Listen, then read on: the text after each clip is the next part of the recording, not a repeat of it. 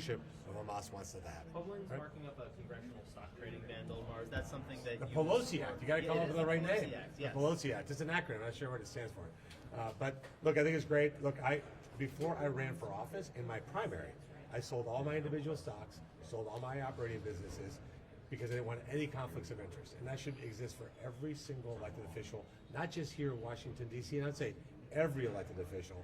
And that should also be the case for state and local officials. There should be no conflicts. Like when you vote for somebody, you should know, hey, this person's going out there to represent me, not their own personal financial interests. I find it perplexing as a business guy who took a long time to build up my wealth, how people can come here with no wealth whatsoever, make $4,000 a pay period, and then all of a sudden become multimillionaires. That is perplexing to me. I think it's perplexing to me and infuriating to the American public. In your time here, have you felt a pushback or reluctance to go ahead with that idea? I mean, as recently as last week, the House Ethics Committee released a report on Congressman Mike Kelly and some questions raised his family. Look, you guys look at the data.